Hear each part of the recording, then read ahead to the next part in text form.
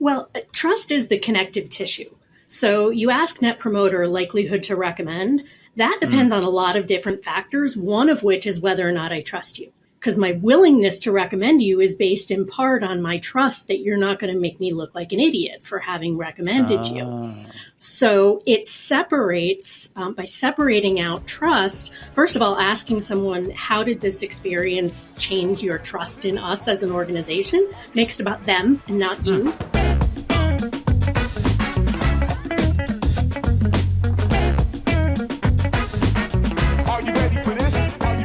What's up, lifers, and welcome to the Daily Standup with Lifetime Value, where we're giving you fresh new customer success ideas every single day. I got my man Rob with us. Rob, do you want to say hi? Good day. Good day. And we have JP with us, hiding a fresh new haircut. JP, can you say hi? Soup to nuts. Wow, it looks great. Thank you for the peek. And we have Megan with us. Megan, can you say hi, please? Hello. Hello, hello. And I am your host. My name is Dylan Young. Megan, thank you so much for being here. Can you please introduce yourself? Sure. So my name is Megan Burns, and the short answer is I help companies use customer experience to build their business. I've been doing this for about 20 years. I spent 10 years at Forrester doing it, and then for the last 9, I've been in private practice. So that's me. Forrester is a name we know well here. Tons of very smart people come from there, including friend of the show, Erwin Hipsman, who I think you know, Megan. Is that right? I do. He was there after me, but yes, I do know him. I'm sorry you had to. No, he's awesome. He's awesome. Yes. Anyway, Megan, you know what we do here? We ask one simple question of every single guest, and that is, what is on your mind when it comes to customer success / experience? Can you tell us what that is for you? Sure.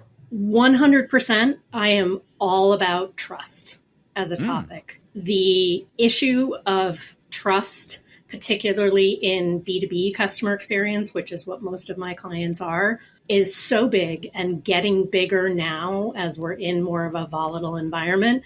But it's not something that's been a huge part of the conversation over the last 20 years. And so I'm trying to change that because I think companies have a really big opportunity to build loyalty in a way they never have. So it's interesting because I think of trust as a customer success professional developing trust with my end users or the folks that my stakeholders, the folks that I'm responsible for maintaining a relationship with. But there is this entirely different facet, which is trust between a company and their customers, which I guess in B2B might be between customer success. So tell me a little bit more about how you think about that, why you think we've missed the mark for the past 20 years or just not had to think about it. And then I'll let the guys loose once you tell us about that. Sure. So there is absolutely interpersonal trust. I trust you, you trust me. The challenge for business is people move, they leave. And so if the primary trust that someone has is with a particular rep and that person leaves, you're kind of hosed. The other issue is that they can't just trust the person, they have to trust the organization. Otherwise, you've got them relying on one person. I had a client where they had trained every client to call the CEO because that was the way to get anything done. They didn't trust the organization, but they knew if they escalated it, it would get done. That obviously doesn't scale. So this issue of building trust at the organizational systemic level is really a new frontier, I think. Interesting. Rob, why don't you go first? Yeah, I'm really liking this topic because it's got me thinking. It's got me thinking about a pretty big gap, I suppose, we have, in the ways we think about and try to measure customer success. Because a lot of us, there's all this distracting debate about NPS, should you use it or not? Is it good? And it's like, can we elevate the conversation to capture more nuanced human-to-human relationships like trust? I don't know of an NPS equivalent for trust, but I'm thinking about it because earlier this week I was working on a customer journey map for a client. And they are essentially a digital-first dermatology clinic. And when you think about that, what underpins the whole customer journey and most of the friction points actually relate to trust. Can I trust this techie-seeming provider? Can I trust this versus like my general provider? Can I trust the fact that they're actually going to show up to the meeting? I called their phone number and no one picked up. Can I trust them? Like, what's going on here? They're asking for my insurance information. Can I trust them? going to pay them? Like there's so many elements of trust that underpin that journey. And it's funny because like we're going to build all these playbooks and I'm almost like, well, geez, I haven't been reading the elephant in the room here, which is a matter of trust. Well, trust is the connective tissue. So you ask Net Promoter likelihood to recommend. That depends on a lot of different factors, one of which is whether or not I trust you. Because my willingness to recommend you is based in part on my trust that you're not going to make me look like an idiot for having recommended you. So it separates, by separating out trust, first of all, asking someone, how did this experience change your trust in us as an organization? Makes it about them and not you. NPS is all about, would you recommend us? Did this make you trust us more or less? It's not quite so self-serving, but it's also, not every interaction leads to a sale. And sometimes the way you handle not being able to help somebody, you can either do that in a way that says, you know what, they weren't able to help me this time, but I trust that they really wanted to. Or you can do it in a way that says, I don't think they could care less. Trust, interesting. I just want to put this out there. There are kind of 4 things that people look at when they decide whether or not to trust you. One is your competence. Can you actually do what you say you can do?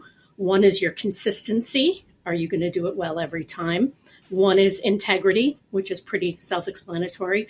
And then the 4th, rather, is intentions, which is, do I think you're looking out for me and my best interest, not just your own? And so different behaviors signal different elements of trust. And most of the time, competence is not a question. You wouldn't be talking to the company. You wouldn't be a customer of the company if you didn't think they were competent. It's those other areas where we've got some room to do some work. I love Sorry, those. Dylan, Go ahead. I was on a previous episode, there was a brief mention with, I think it was James Sanchez's episode. There was a brief mention of something called the Ben Franklin effect, where a young Ben Franklin built trust with this like hotshot politician by asking to borrow a book. And the establishment of that relationship, where interestingly, Ben Franklin was asking for a favor from somebody else higher than him, created a trusting relationship just by the very nature of that simple, tiny transaction. And we kind of do that with our customers all the time, right? Yep. Rob, I want to fight you right now, but I'm going to move on. And I got to let this beautiful hairline get in here and tell me what he thinks. JP, go ahead. Yeah, I think the thing that I was thinking that was hit upon was the consistency part. And, consistency, I guess when I think about it, like visually, it's like both vertically and horizontally in the sense of like, if you have one CSM and, they're doing a great job, when that account has to get passed off, right? Internally, someone may leave, get promoted. Sometimes we're just refreshing books of business. Are you going to get the same experience you got with another CSM? Ooh. So I think that's one type of consistency that's sort of building the trust like horizontally. And then you've sort of got this opportunity for trust also like at the product level. So it's like, okay, the service, and then is the product consistently delivering what we need it to? And I think like those are sort of like the axes, for lack of a better word, that I sort of think about sort of a consistency getting played out on, which can really, build that trust. And I think that there's a lot, in terms of like what we control as CSM professionals, is like even something like the handoff. We've talked about this ad nauseum for a long time. The handoff between sales and CS, right? What often falls through that gap, right? Sales is making a promise, and then if we come in as CS and that promise is false or not able, then we're already starting from really a disadvantage in terms of trust that we have to then go build upon. So that's where I think like I see the consistency as being such an important element, because like McDonald's is not my favorite thing to eat, but like, damn it, they're pretty consistent. And like they've built their whole model on being consistent, and that's how they scale. Like you can't scale really without the consistency. So yeah. Well, yeah. And, there's a phrase I coined actually before I started really getting obsessed with trust, but it turns out to map up. I would tell people the customer experience strategy everyone should be going for is to be consistently good and strategically amazing. Everybody focuses on being amazing, being wow. You can't be wow all the time. You don't have to be wow all the time. How consistently good are you? People just want things to work. And so that element of consistency, you're absolutely right, is something that is not, consistency is boring. It seems boring, but these days I think we could all use a little boring. And I think that's why you hear this phrase all the time, show up. I'm going to keep showing up, which I think is a bit of a trope. Well, that's a story for another time. JP, I love the way you visualize that, though, horizontally and vertically. I think that's an incredible way to think about it. Megan, with the time we have left, I have one question for you, and maybe it's a hot potato, but I'd love your take on it. Do you think trust is the end-all, be-all of relationships, or is it just this sort of necessary component that you cannot ignore? Like, how do you think about it? Is it everything or just a piece you can't do without? I think trust is the essence of the relationship, because trust is the thing that keeps the relationship going. If I don't, there are two, I was reading some research recently. People stick with vendors long-term for two reasons. One is dependence. I don't have a choice. The other is trust. And so my continuing to do business with you depends on my trusting you. So there's a lot under there, but I think it's really the most important element we can have. A lot under there. You'll just have to come back another time and we can explore it further. But for now, Megan, that is our time. We have to say goodbye. Thanks for having me.